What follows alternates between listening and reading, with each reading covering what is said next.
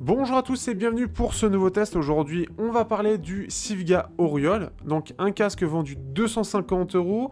Et merci à Delta Audio qui me permet de les tester. Vous pouvez le retrouver un peu partout en France, puisqu'il est vendu en France officiellement. Et donc, ce qui fait qu'il est dans la même lignée que le Sivga Robin SV021.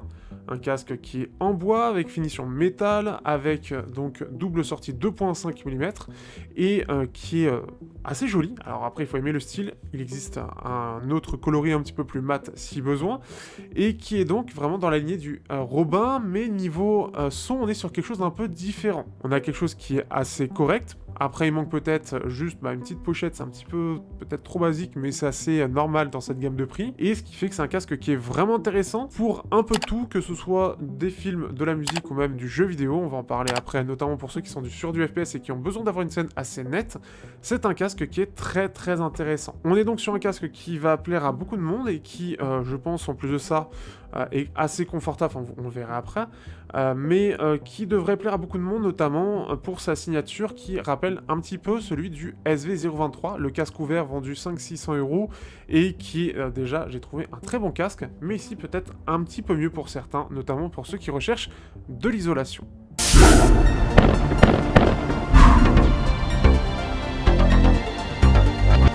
Au niveau du design, on est typiquement sur un casque, on sait bien qu'on est chez Sivga. En effet, on va reprendre vraiment l'idée du Sivga Robin SV021, mais avec des différences. Il y en a des positifs et il y en a des un petit peu plus négatives, en tout cas par rapport au Robin. On est vraiment sur cette finition déjà en métal, puisque l'arceau, lui, est en métal. On a quelque chose d'assez franc pour pouvoir l'allonger. On a ce côté assez doux, assez relativement large au niveau de l'arçon lui-même. Toujours le côté un peu cuir, avec en plus de ça le côté surpiqûre, donc c'est assez joli. Et on a donc la partie oreillette avec cette partie en bois qui, elle, est assez glossy, elle est vernie. Alors apparemment c'est très chinois, donc c'est pas forcément du goût côté européen, mais je trouve que ça a son petit effet. Après, je suis pas le plus exigeant en termes de design, je suis ouvert un peu à tout. On a des coussinets qui, eux, sont de la même couleur que l'arceau, donc c'est assez joli, donc pareil comme le Robin. Et ce qui fait qu'on, par contre, on ne peut pas voir le driver. On a en dessous les deux entrées en 2.5 mm, donc un peu moins standard, parce que généralement c'est plus du 3.5 qui est présent. Ici c'est du 2.5, avec un câble qui lui est tressé, donc c'est pas le côté plastique, tout ça, c'est plus le côté en tissu. Par contre, il est microphonique. Ça, c'est vraiment le truc qui est, je trouve, dommage, puisque on va entendre vraiment tous les sons qui vont passer, et dès que ça va passer sur le pull, dès que ça va bouger un peu, ça va faire quand même pas mal de bruit.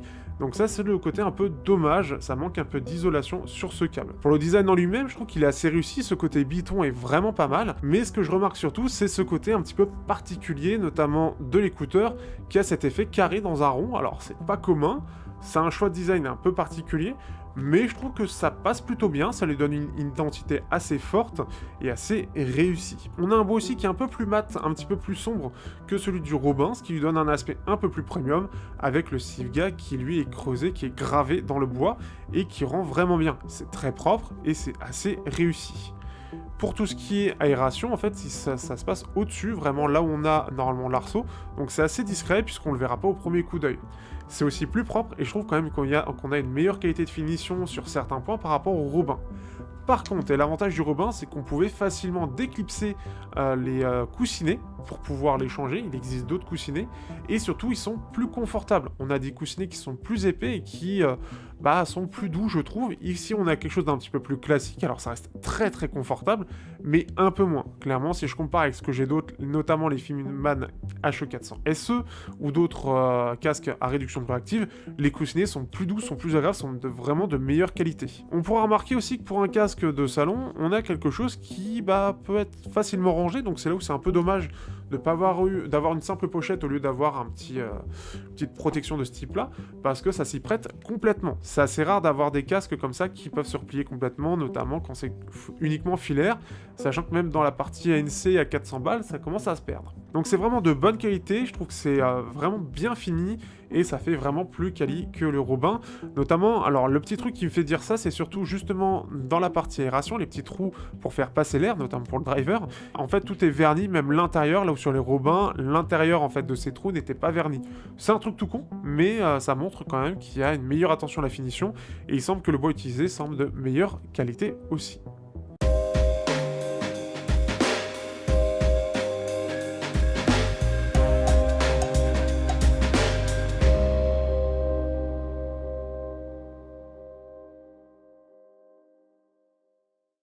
Pour la qualité sonore, on se retrouve toujours avec un driver de 50 mm, assez classique chez Sivga, et donc c'est un driver qu'on reconnaît un petit peu. Au niveau de la signature, on retrouvera un petit peu du Sivga Robin SV021, qui avait une signature en V assez particulière. Ici, et d'ailleurs on en reparlera justement dans la partie comparaison, donc n'hésitez pas à rester, ça fait du bien aussi pour le watch time, et donc le référencement, et donc me faire connaître. Au-delà de ça, on est donc sur une signature qui est assez équilibrée, je trouve, et vraiment réussie, puisqu'on va avoir ce côté relativement linéaire avec 3 creux, en gros. On va voir au tout début, la sous-basse ne va pas être trop présente. On va avoir un creux dans les basses, dans le haut des basses, qui se ressent pas trop, mais qui est, je pense, là pour ne pas trop déborder sur les médiums. On a des médiums qui sont bien en avant, ce qui fait qu'au niveau des voix et de la mélodie, ça va bien ressortir, ça va être relativement en avant. Et en plus de ça, on peut voir qu'on a un côté linéaire vraiment sur tout le long du spectre médium, et ce qui va permettre d'avoir quelque chose d'assez complet dans le sens où on n'aura pas une voix fine ou particulière. On a une voix qui prend pas mal de place, qui a du corps, qui a de la présence et qui est assez jolie, qui est vraiment neutre en fait, qui fait vraiment complet en fait. On a vraiment l'impression d'avoir un rendu complet des voix. On a un petit creux dans les hauts médiums qui permet d'avoir un petit truc un petit peu plus doux au niveau des hauts médiums, donc au niveau des aigus, hein, c'est le début des aigus en gros. Donc ça permet de les rendre un peu plus doux, notamment pour certains styles qui vont avoir cette idée où justement c'est bien d'avoir ce petit creux là pour avoir quelque chose d'un petit peu plus doux, d'un petit peu plus agréable et donc d'un peu plus écoutable, notamment pour du métal. Et on a des aigus qui ressortent légèrement plus pour donner un petit peu plus de brillance, un peu plus de clarté à l'ensemble du spectre avec une bonne scène. Dans l'ensemble, je trouve qu'on a un très bel équilibre sur ce casque. On a une belle basse assez profonde, en tout cas plutôt profonde et légèrement relevée. On sent qu'elle est un petit peu derrière les médiums justement, donc ça se voit un petit peu notamment au niveau de la courbe. Mais elle a une belle présence, ce qui fait que globalement ça c'est polyvalent, parce que même sur du métal, je trouve que ça passe plutôt bien. On a une basse qui est assez présente et notamment par rapport, et encore une fois, on en reparlera après dans la partie comparaison face au Robin, mais on a une belle présence des basses, ce qui fait qu'on peut en profiter sur des styles relativement basseux. Alors sur l'électronique, peut-être que ça en manque un petit peu, mais sur du métal, ça a quand même un côté assez punchy. On a vraiment une belle clarté au niveau des voix, elles sont vraiment mises en avant, elles sont vraiment bien embellies, et on en profite clairement. Le petit creux dans les aigus se ressent pas trop, donc ce qui fait qu'on a quelque chose de bien détaillé, on n'a pas cette impression qu'il manque quelque chose, et ça reste relativement doux, comme j'ai dit, sur certains styles, notamment les guitares. Si on a des guitares, les bons riffs de guitare, si cette partie est trop relevée, alors que le reste est déjà assez linéaire, on va avoir quelque chose d'assez fatigant qui va un petit peu trop ressortir. Donc là, ce qui est bien, c'est que c'est bien maîtrisé de ce point de vue-là. Et ces petits pics de clarté sont présents donc sur la fin du spectre, donc aux alentours de 10 kHz, ce qui est assez classique.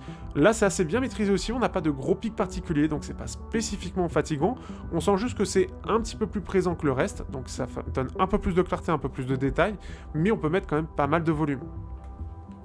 Je trouve vraiment polyvalent parce que autant sur du classique, du métal, de l'électro, des films même, j'ai pas eu de soucis à les écouter, j'ai trouvé même que justement c'était vraiment pas mal, et je trouve surtout que l'évolution par rapport au Robin se ressent très nettement. Les Robins manquaient clairement de basse, ici on n'a vraiment pas ce problème là, et ce qui fait que on a vraiment ces voix qui vont être vraiment pleines, vraiment présentes, et pour ceux qui recherchent notamment des casques un petit peu très légèrement orientés médium, vous allez vraiment apprécier parce qu'elles sont clairement mises en avant, elles sont intelligibles, elles sont vraiment qualitatives, et voilà, sans dénier le reste, entre guillemets, sans avoir mis le reste de côté, c'est vraiment très réussi.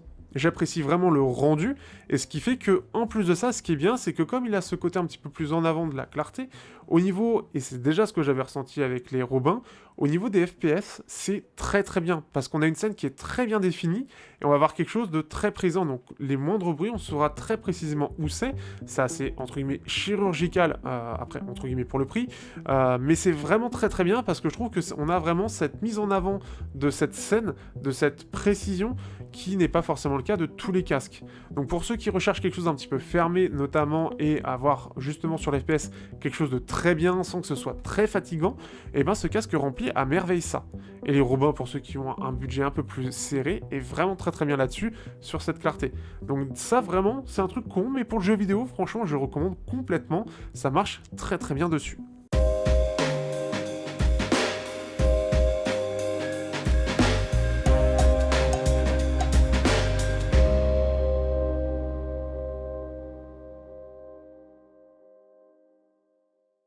Au niveau des comparaisons, on va le comparer notamment à 3 casques, ça va être assez rapide parce que c'est pas forcément, comment dire, ce qu'il y a de plus, c'est ce que j'ai le plus chez moi, et heureusement parce que sinon j'aurais plus de place. Mais ce qui fait que donc forcément on va commencer avec le Robin SV021 qui est vendu 150 €, qui est sorti l'année dernière si je dis pas de bêtises, et qui est assez différent. On est vraiment dans la même gamme. Comme j'ai dit, je le trouve plus confortable. On a un peu le même problème sur le câble qui est microphonique. C'est le même câble d'ailleurs, qui est très très long. On est sur une finition relativement similaire, même si, comme je l'ai dit juste avant, je trouve que le bois et la qualité du vernis est meilleure du côté du Oriole. Mais c'est surtout au niveau de la qualité sonore, on a une très grosse différence. On est dans les deux cas sur un driver de 50 mm, mais, et comme je l'ai dit, le SV021, le Robin, est beaucoup moins isolé, et ce qui fait que la gestion des basses est, elle, beaucoup moins bonne. On est clairement sur une signature en V qui est assez brillant. On a une basse qui est élevée, qui va donner un côté assez chaleureux, mais en fait on a peu d'impact, on a peu de présence dans la réalité. Elle est élevée, mais on la ressent pas tant que ça. C'est assez particulier. Et ce qui fait que on a peu de sous-basse, c'est pas très dynamique. On a une voix qui est à la fois on sent qu'elle est très loin par rapport au reste, elle est beaucoup moins claire, elle est beaucoup moins intelligible. On comprend beaucoup moins vite ce qui est dit. Et elle est fine et elle est très claire, donc elle est pas super naturelle en comparaison. La scène est plus large, mais elle est quand même moins détaillée et c'est moins précis. On a quand même quelque chose on sent que la qualité est moins présente. Mais c'est clair que par contre, c'est les aigus qui sont clairement mis en avant sur le casque, sur le Robin, et ça donne un côté assez aéré, donc le fait qu'on manque de basse, et le fait qu'on ait ça, et ça donne un effet un peu moins naturel. Et clairement, je trouve que le Oriole s'en sort largement mieux en comparaison. Il est beaucoup mieux équilibré, beaucoup mieux isolé, avec une basse qui est beaucoup plus impactante, et tout en ayant vraiment cette qualité au niveau de la scène qui est présente. Donc ça a moins cet effet-là, parce qu'on a quelque chose de mieux équilibré, mais on est sur globalement quelque chose de bien meilleure qualité. On va comparer aussi au One Audio A60. Alors c'est un peu la même idée parce que c'est un casque qui est vendu moins cher, un casque de monitoring qui est là pour mettre en avant notamment les détails. La finition, on est clairement en dessous dans tous les cas. On a quelque chose de très confortable par contre. Mais niveau driver, forcément, là, on est à environ 60-80 €. On est clairement en dessous. On est quelque chose qui est assez proche du Robin en termes d'idées de signature. Donc en gros, on va reprendre un petit peu la même chose globalement. Sauf que on a quelque chose qui est encore plus clair. C'est encore plus mis en avant l'accent sur les aigus. On a un peu de sibilance qui peut arriver de temps en temps. Et c'est moins détaillé. Pas faire passer très longtemps dessus, mais clairement pour ceux qui voudraient voir la différence, le One Audio se fait totalement larguer là-dessus et on sent que le travail est bien meilleur du côté du Sivga Oriole.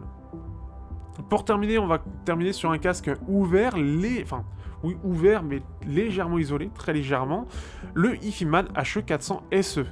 On est ici sur du driver planaire avec une finition assez basique, parce que c'est un peu le cas pour pas mal d'Ifiman dans ces prix-là. On a une finition très basique, donc c'est un peu moins confortable, même si les coussiniers sont de bonne qualité.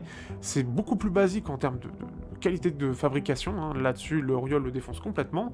On a une signature qui est un petit peu descendante. Par contre, on a une basse qui est un peu plus présente. Donc du coup, cette idée-là, puisqu'on va avoir un peu moins d'aigus, un petit peu plus de basse, mais elle est un peu moins profonde, et ça, c'est dû au côté ouvert. On a un peu moins d'impact, on a des médiums qui sont quand même plus détaillés, un peu plus chaleureux, et forcément ça c'est dû à ce côté descendant, et on a un petit pic de clarté, mais globalement c'est un petit peu moins détaillé, un petit peu moins fin, on a un petit peu ce côté un petit peu plus d'ampleur dans le son, mais quand même, niveau qualité, on est quand même plus sur le côté Oriole, globalement, qui a une meilleure qualité. Voilà un petit peu en termes de comparaison, je pourrais pas en faire beaucoup plus. Je vais faire rapidement, mais sans parler de courbes ou quoi, parce que c'est pas forcément très intéressant, entre guillemets.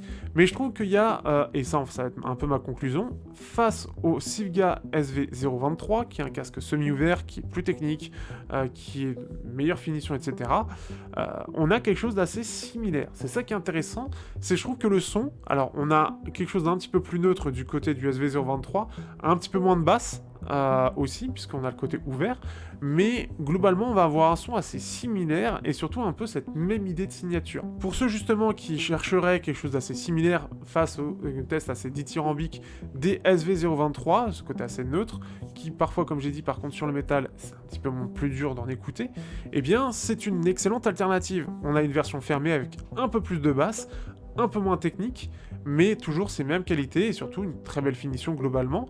Donc ça peut être un choix alternatif très intéressant.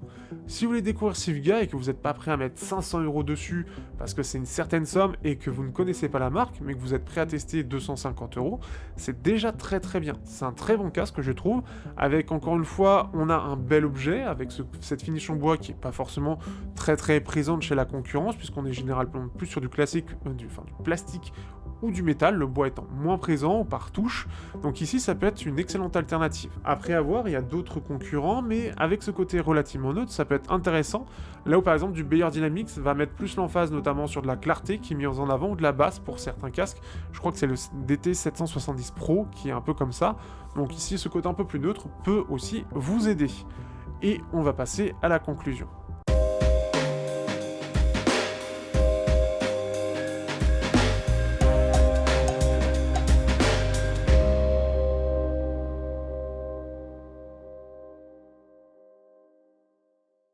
Pour conclure, que peut-on penser de ce Sivga Oriole? Eh bien pour moi, c'est un casque qui est polyvalent, avec une belle finition, et qui est assez intéressant pour beaucoup de points, et notamment pour le jeu vidéo. C'est un petit point que j'ai envie d'ajouter dans cette conclusion, que j'ai ajouté déjà dans la partie audio, mais ce qui fait que on a vraiment un casque qui est très bon là-dessus, avec une scène très définie, sans avoir ce côté très fatigant, devoir limiter le volume. Et ce qui est bien, c'est qu'il n'est pas doué que pour ça, il est doué pour d'autres choses. Mais vraiment, j'ai trouvé que pour du jeu vidéo, et comme le Robin, quand je l'avais eu, il a vraiment cette qualité au niveau de la scène, moi qui joue beaucoup à Rainbow Six, ou maintenant même à Apex, le côté scène et savoir où se trouve le bruit, avec ce casque-là, ça rend vraiment bien. J'ai l'habitude de jouer avec le Deva Pro, qui a un côté ouvert, mais le moindre bruit aux alentours, le côté ouvert fait que ça brouille un petit peu cette gestion-là. Ici, le fait d'être un petit peu plus fermé, on va pouvoir mieux avoir cette gestion-là, sans avoir trop de fatigue, et on peut quand même pousser le volume assez relativement haut, sans devoir, on n'a pas de fatigue particulière due aux hautes fréquences en général qui sont mis en avant, et ça c'est quelque chose qui est agréable.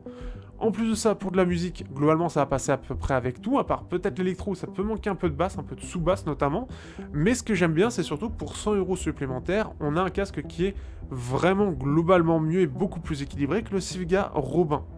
Et comme je l'ai dit, on est vraiment entre cette finition du Sivga Robin d'un côté et la qualité de prestation, de sonorité d'un SV023. Et on est un peu entre les deux et je trouve l'équilibre vraiment bon. Il n'est pas parfait bien évidemment, comme j'ai dit c'est surtout le manque un peu de sous-basse qui est présent, mais globalement on est sur un bon casque de bonne qualité, de bonne facture et qui est en plus de ça, je trouve plutôt joli. Il est assez confortable. Ce qui est bien c'est qu'on peut le ranger, on peut le plier.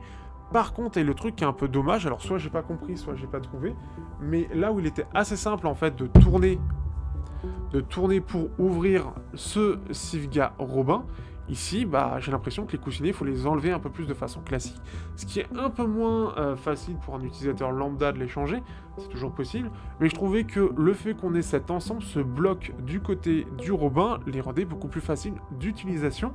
Alors après, est-ce que c'est dû au design? Je ne sais pas, mais c'est une perte un peu dommage, parce qu'on est sur la même gamme, et avoir cette qualité était intéressant, puisqu'en plus de ça, on avait une alternative, avec des coussinets qui étaient en tissu, donc vous pouvez donner un son différent. Ici, c'est un petit peu plus, entre guillemets, compliqué, c'est un peu dommage, je trouve que c'est un petit peu le défaut que j'aurais à dire, mais globalement, je trouve que c'est un casque qui n'a pas de réel défaut, qui est plutôt bien maîtrisé, et qui se défend vraiment bien, notamment avec ses médiums un peu en avant, sans trop en faire. Sur ce, je vous dis à bientôt pour de prochains tests sur Technoïd. N'hésitez pas à liker, partager, commenter comme d'habitude, ça permet de faire grandir la chaîne.